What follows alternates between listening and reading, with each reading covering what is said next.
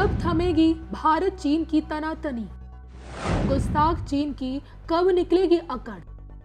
विस्तारवादी नीतियां क्या चीन को ले डूबेगी? पीएम मोदी के रहते चीन का क्या हाल होगा, बता रहे हैं ज्योतिषाचार्य मयंक शर्मा जी, वो भी सिर्फ धर्म ज्ञान पर। नमस्कार, धर्म ज्ञान में एक बार फिर हमारे दर्शकों का स्वागत है और मैं हूं आपके साथ कविता राणा। मेरे साथ मौजूद है जाने माने ज्योतिषाचार्य मयंक शर्मा जी। धन्यवाद कविता, और सभी धर्म ज्ञान के दर्शकों को आचार्य मयंक शर्मा की ओर से सादर नमस्कार। पड़ोसी मुल्क चीन को लेकर मयंक शर्मा जी ने यह भविष्यवाणी की थी कि जून के बाद चीन की जो मुश्किलें हैं वो बढ़ती जाएंगी और नतीजतन सच भी साबित होती जा रही है, क्योंकि एक तरफ ताइवान ने जो अपना नया पासपोर्ट जारी किया है उसमें रिपब्लिकन ऑफ चाइना लिखा आता था पहले, लेकिन अब वो हटा दिया गया है, जिसके चलते ताइवान से चीन के जो संबंध है वो तनावपूर्ण हो गए। दूसरी तरफ अगर भारत की बात की जाए तो गलवान घाटी से लेकर तकरीबन 3 महीनों से भारत और चीन के बीच तनाव का जो माहौल है वो चरम पर जा पहुंचा है। तमाम बैठकें हो चुकी हैं, लेकिन फ़िलहाल जो पेगांग के दक्षिणी तट पर फ़िलहाल अभी भी तनाव जारी है। दोनों देशों की सेनाएं आमने सामने हैं। अब ऐसे में ये सवाल उठता है कि अमेरिका तो पहले खुलकर भारत के साथ आ चुका है, चीन के खिलाफ कार्रवाई करने के लिए हमेशा साथ रहेगा, लेकिन मयंक जी मैं ये जानना चाहती हूँ, जिस तरह से दिन पर दिन चीन की मुश्किलें बढ़ती जा रही हैं, ताइवान, भारत, उसके पड़ोसी मुल्क जितने भी हैं, थाईलैंड ने भी उसके साथ कई जो मसौदे थे, जो कई ऐसी प्लान्स वो रद्द कर दिए, तो क्या लगता है आने वाला कल चीन के लिए कैसा रहेगा? देखिए, आने वाला कल जो है चीन के लिए बहुत ही तनावपूर्ण रहने वाला है। बहुत ही परेशानियां बढ़ेंगी इनकी और देश में हालात बद से बदतर होंगे। जैसे कि हमने एक वीडियो बनाया था जून में और ये बोला था कि 30 जून के बाद चीन की जो मुसीबतें हैं उसमें इजाफा होगा, तेज़ी से परेशानियां बढ़ेंगी, वहाँ समस्याएं आएंगी। और तकरीबन उसी डेट के आसपास ही चाइनीज़ ऐप्स को बैन किया था गवर्नमेंट ने पहली बार, और अब तो देखने में आ रहा है कि और कुछ गेम्स वगैरह भी बैन कर दिए गए हैं। बहुत से पबजी समेत 118 और मोबाइल ऐप्स और बैन कर दिए हैं। तो तेज़ी से शिकंजा कसा जा रहा है। आखिर इसके पीछे क्या ग्रह की स्थिति कह रही है?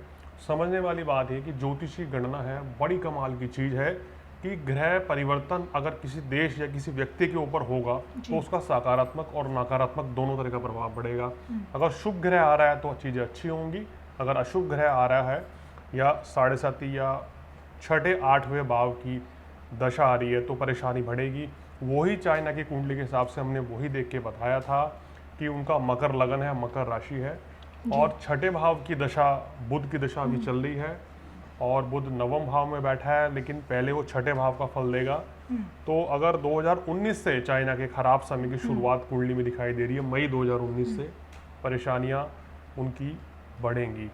और जो ग्रह स्थिति बता रही है अभी ये तो कभी शुरुआत है, और मैंने तो ये भी कहा है अपने पुराने वीडियोस में, दर्शकों ने देखा भी है, दर्शक बताते भी हैं कि आने वाले 7-8 साल तक चाइना का बहुत ही ख़राब समय रहेगा, दौर बहुत ख़राब रहेगा। और पड़ोसी देशों के साथ हमने ये भी बोला था कि संबंध उनके अच्छे नहीं रहने वाले हैं, तनाव होगा चाइना का अपने पड़ोसियों के साथ, तनावपूर्ण स्थितियाँ बनेंगी, माहौल ख़राब होगी, ख़राब बयानबाजी चाइना के द्वारा की जाएगी। तो ये सब स्थितियाँ अब देखने को आ रही है।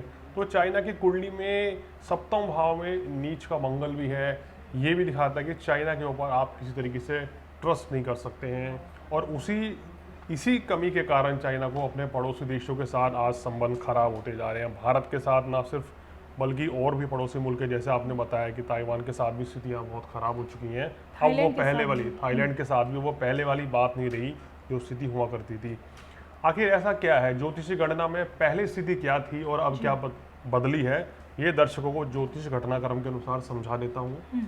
देखिए, अभी तक 2019 से पहले या 2018 से पहले माफ़ कीजिएगा, चाइना के ऊपर शनि की महादशा चल रही थी। शनि उनके लगन का कारक था, भले ही वो अष्टम भाव में था लेकिन अपने घर को देख रहा था, तो उसने चाइना को बड़ा ही इकोनॉमिकली मजबूत किया पूरे विश्व में, और कहीं ना कहीं अमेरिका से टक्कर लेने को मजबूर किया था, चाइना को इतना स्ट्रॉन्ग किया था।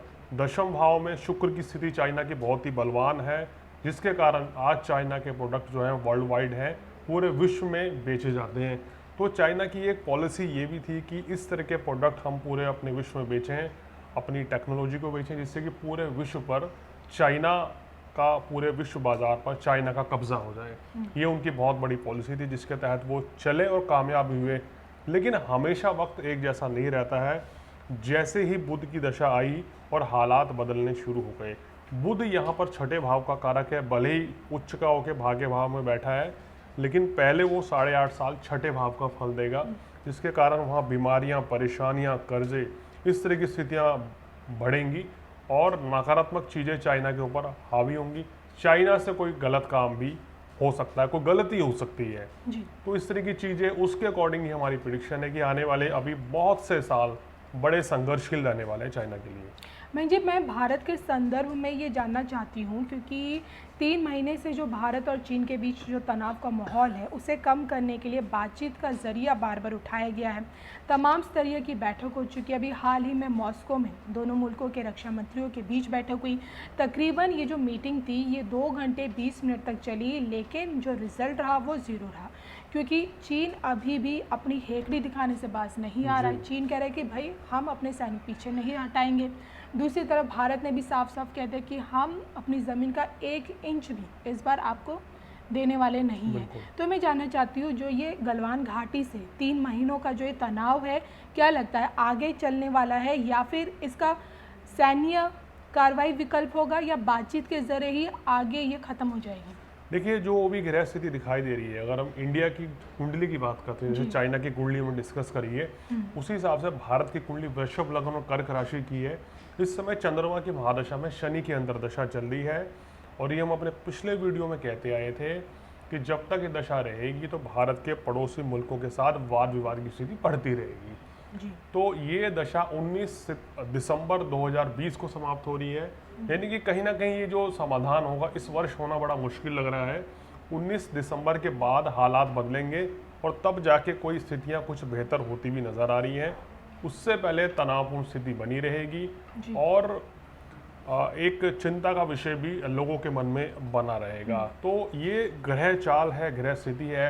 अब जैसे कल भी हम देख रहे थे कि हमारे जो रक्षा मंत्री राजनाथ सिंह जी, उनके कड़े तेवर थे और उन्होंने चाइना के रक्षा मंत्री से कुछ खास बात नहीं करी और कड़े तेवर में, कड़े अंदाज में उनको करारा जवाब दिया, उनसे सवाल जवाब पूछे।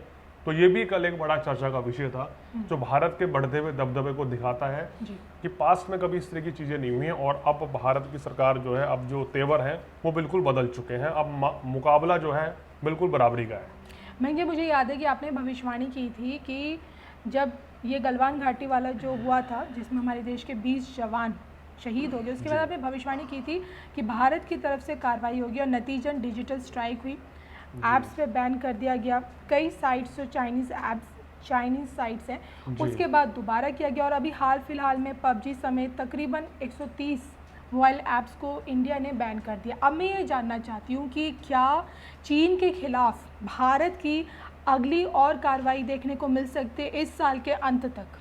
देखिए, इस साल के अंत तक और भी कुछ कार्रवाई देखने को मिलेंगी। अभी जो हमने लास्ट प्रेडिक्शन करी थी वीडियोस में, पिछले कुछ वीडियोस में, कि आने वाले समय में ये भी संकेत मिल रहा है कि चाइना से बड़ा, जो चाइना में जो बड़ा बाजार है बिजनेस का, वो भारत में आ सकता है। हो सकता है कुछ चाइनीज़ कंपनी भारत में पैसा लगाए, भारत से वो अपना बिजनेस खराब नहीं होने के चलते भारत में वो इन्वेस्ट करेंगी और यहाँ की गवर्नमेंट भी उनको पैसे मतलब कि यहाँ बिजनेस करने का मौका देगी। ये कुछ ग्रह स्थिति बनती भी नज़र आ रही है और चाइना की परेशानियाँ जो हैं भारत से पंगा लेकर, वो उन्होंने बहुत बड़ी गलती कर दी है। शायद उनको उसका अंदाज़ा भी नहीं है कि कितना बड़ा नुकसान उनको उठाना पड़ सकता है और कितनी बड़ी कीमत चुकानी पड़ सकती है। डे 1 से ही भारत चीन पर डिजिटल स्ट्राइक करता जा रहा है। लेकिन मैं ये जानना चाहती हूँ, क्या चीन की तरफ से कोई कार्रवाई होगी, भारत विरोधी कार्रवाई देखने को मिल सकती है? देखिए, इस समय चीन के ऊपर भी जो गहरा स्थिति बता रही है, चाहे भले ही चीन अपने आप को कितना ही होशियार समझे, लेकिन वो जानता है कि भारत से इस समय शत्रुता मोल लेना कोई समझदारी की बात नहीं होगी और यही इसका नतीजा है कि अब तक वो कोई बड़ा एक्शन नहीं ले रहा है। उसको पता है कि नुकसान बहुत बड़ा हो गया है। और देखिए, मैं पहले वीडियो में भी कहता आ रहा हूँ कि ये जो स्थिति है कूटनीति के बल पे चोट पहुँचाने वाली है और उसकी पहली नीति मोदी जी ने अपनाई है उनके ऊपर डिजिटल स्ट्राइक करके, और भी कुछ इस तरह की कार्रवाई अभी बनी रहेंगी और सख्त से सख्त कहना चाहिए कि एक्शन जो है वो लेने वाली है सरकार आने वाले समय में भी। और कई ऐसे सोशल साइट्स हैं जहाँ जितने भी एस्ट्रोलॉजर्स हैं वो चीन और भारत की कुंडली का एस्ट्रोलॉजिकली एनालिसिस करते हैं और बाद में जी। वो ये युद्ध की आशंका भी जताते हैं। लेकिन आज के दौर में, क्योंकि 1962 का युद्ध जब हुआ था तब भारत और कहते हैं कि चाइना न्यूक्लियर पावर जी। नहीं थे, लेकिन आज की डेट में दोनों न्यूक्लियर पावर सक्षम है। क्या लगता है, क्या दोनों के जो रिश्ते, जो इस तरह दोनों के रिश्तों में जो तनाव है, क्या वो युद्ध की ओर ले जा सकती है? देखिए, जो ग्रह स्थिति दोनों देशों की बन रही है और जो मौजूदा हालात की ग्रह स्थिति है गोचर की, उसको देखकर युद्ध की स्थितियां तो बनती हुई नजर नहीं आ रही हैं। तनावपूर्ण माहौल रहेगा, खासकर ये दिसंबर तक, 19 दिसंबर तक। उसके बाद स्थितियां धीरे धीरे बातचीत से सुलझेंगी, पर युद्ध जैसे हालात कोई भी बनते हुए नजर नहीं आ रहे हैं। तो ये समझा जा सकता है कि भारत चीन के जो रिश्ते हैं वो साल 2021 में जाकर सुधरेंगे। बिल्कुल। चलिए, तो ये थे हमारे साथ मयंक शर्मा जी, जिनसे हमने ये जानने की कोशिश की कि इस वक्त जो पिछले 3 महीनों से जो तनाव का माहौल चल रहा है दोनों मुल्कों के बीच, एस्ट्रोलॉजिकली एनालिसिस आखिरकार कब तक ये तनाव बरकरार रहेगा और किस तरह से, किस ज़रिए से, बातचीत के ज़रिए से ये सुलझेगा। इसी के साथ हम दोनों को दीजिए इजाज़त। नमस्कार।